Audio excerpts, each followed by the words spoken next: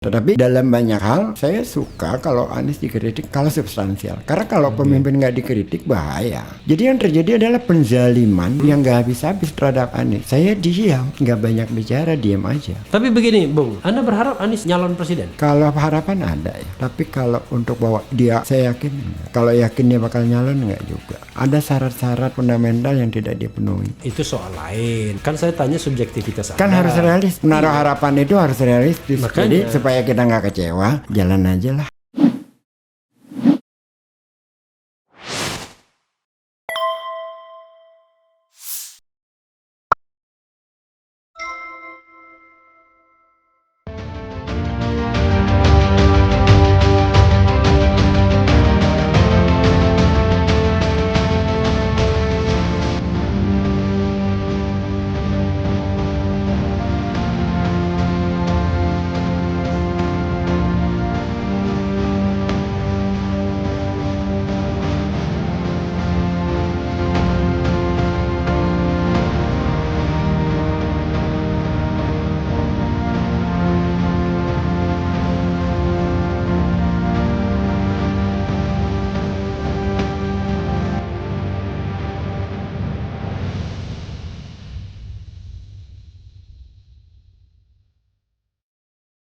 Anda ini kok apa ya, galak banget tuh kalau Anies dikritik tuh. Nggak juga. Jadi reaksinya kenceng banget tuh kalau di TV. Nggak juga ya. Hah? Nggak juga. Sebenarnya kalau kritiknya itu substansial, Iya. saya tambahin datanya. Gitu ya? Contoh, Ya. pipanisasi air bersih kan nggak jalan. Saya udah bawel kan di BUMD-nya, di ininya sumber daya airnya dan macam-macam. Kepada Aniesnya juga. Jadi begitu ada yang kritik, ini bahannya lah, sekalian ledakin. Oke. Jadi banyak hal yang saya lebih suka Anies dikritik, tetapi yang substansial. Oke. Nah, kalau kritiknya misalkan, waktu itu awal-awal becak boleh masuk lagi Jakarta, kan nggak masuk akal. Terus yang ngomong DPRD, mau nggak mau kan saya harus jawab. Iya, Anda ini buzzer apa anggota DPRD? Gua kan milih lu mewakili gua. Kotak lu cuma setengah. Nah, kalimat-kalimat sedih gitu bukan dalam konteks kasar. Betawi ya kayak gitu di kayak Jakarta kita bercandanya. Oh, ente Lahir besar di Jakarta, nenek saya Betawi Kebonanas. Oh, pantas aja kalau gitu. Ini berarti tanah abang ya. Tanah abang tapi kita tetap sewa. Tanah boleh punya abang ya kan. Gaya menulis, gaya bicara yang begitu saya pindahkan gitu loh, agar kelihatannya lebih lugas aja. Oke. Tetapi dalam banyak hal saya suka kalau Anies dikritik kalau substansial. Karena kalau pemimpin nggak dikritik bahaya. Nah anehnya, jadi kan gini. Dari mulai dia dilantik 1 hari pertama, ada kata pribumi yang dilepas dari konteksnya. Itu sampai masuk pengadilan loh. Ada yang menggugat. Bukan.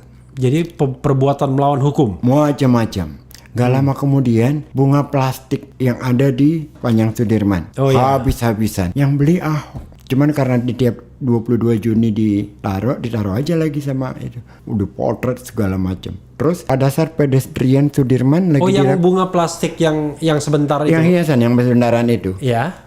Itu kan habis dikritik. Iya, yang beli Ahok kan itu. Zaman Ahok. Oke. Terus jembatan di Kemayoran ambruk. Semua rame. Begitu tahu bahwa Kemayoran itu yang bikin jembatan ini bukan Pemprov, Seknek, berhenti lagi semua gitu loh. Oke. Jadi yang terjadi adalah penzaliman yang nggak habis-habis terhadap Anies. Saya diam, nggak banyak bicara, diam aja. Aiman Wicaksono Kompas TV yang brengsek. Iya. Kenapa? Saya kagak mau muncul. Bro Aiman. Iya, Aiman yang awal. Iya. Saya sudah lama tidak pernah mau muncul di TV. Aiman minta, Bang, ayo lo bang ngomong lah semuanya. Udah laman gua ogah man, muka jadi wajah publik tuh nggak enak. Apa yang dilakukan? Dia WA ke Anies. Anies katakan hadir is good. Itu kan instruksi udah.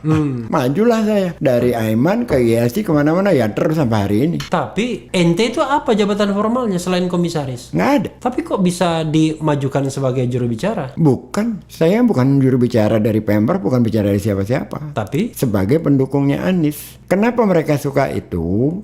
TV kan suka orang berdikai. Iya, makanya saya bilang Anda keras kan. Dan mereka kan menjadikan itu sesuatu hal yang menaikkan ratingnya. Itu aja. Saya pun muak kalau dihadapi orang-orang yang kelasnya memang tidak punya konsep, tidak punya argumen. Tapi Anda nggak muak sama saya kan? Saya menolak udah 3 kali untuk dipertemukan dengan, ya saya mengistilahkannya si SMA-nya di mana. Iya. Karena males banget. Kita sekolah capek-capek baca buku, organisasi segala macam, berhadapan dengan dia, buang waktu aja. Dan malu dengan anak kita sendiri kan. Iya, tapi saya dari konsep bertata negara ya, terus terang aja bro, saya suka mengkritik juru bicara dalam tanda kutip yang tidak resmi. Oh ya? Karena kita nggak bisa pegang omongannya sebagai sebuah kebijakan pemerintah. Saya sepakat itu. Jadi kalau misalnya, Ges Khalifah ngomong begini tentang Formula E, nanti dengan gampangnya Pemprov bilang, emang Ges Khalifah siapa? Betul sekali. Sama aja dengan misalnya ya, kalau dalam konteks istana, Denny Sregar, Ade Armando, misalnya siapa lagi? Eko Kuntadi ngomong tentang istana. Emang lu siapa? Lu kan nggak punya jabatan struktural sepakat apa-apa. sekali itu. Tapi kalau nggak balik ya oke lah, anggap aja iya dia tenaga ahli utama ya kan. Walaupun kadang-kadang out of context. Oke, tapi dia punya jabatan formal. Betul. Lalu? Selama ini ya memang seperti itu aja. Berjalan bahwa saya diminta sebagai, tidak pernah dikatakan sebagai jubir, sebagai pendukungnya gubernur. Tapi kan begitu seseorang sudah terpilih kan kita tidak boleh lagi ada seolah-olah ini rakyat Jakarta nih. Kan Jakarta semua, dia gubernurnya satu. Sikapnya Anies, gubernurnya satu, sikapnya Anies. Tetapi yang kalah-kalah itu kan tidak pernah mau menerima kekalahannya itu, dan ada yang bayarin kan di belakangnya. Kan mengkhawatirkan nih elektabilitas Anies. Oke. Jadi harus dijegal terus-menerus. Jadi kan harus ada Jadi Anda orang merasa terpanggil? Kalau merasa terpanggil enggak ya? Enggak ya? Enggak. Tapi saya tidak merasa terpanggil oleh konteksnya Anies. Oke. Saya dari awal melawan mereka dari mulai 2009 apa 2010. Sama aja kok orangnya. Pembela LGBT. Jadi ini permusuhan lama, bukan permusuhan baru gitu loh. Kalau konteksnya 2009-2010 itu apa? LGBT. Oke. Ketika rame soal itu, Ya. Ade Armando ngomong macam-macam, membela lah, saya bikin tulisan melawan dia. Saya katakan bahwa ini nggak sehat, orang ini sakit, bukan harus dibela cara hidupnya. Oke, itu oke ya. Jadi itu udah waktu terkait dengan putusan-putusan MK 2009-2010 itu. Oke. Lalu tahun 2016 Anda memang resmi sebagai tim kampanye atau relawan? Relawan. Berarti non struktural. Non struktural. Oke. Dan yang saya kampanyekan itu 3, bukan Anies. Apa? Ada 3 orang. 1 namanya Andi Malarangeng. Oke. 2 namanya Anas Urbaningrum. Iya.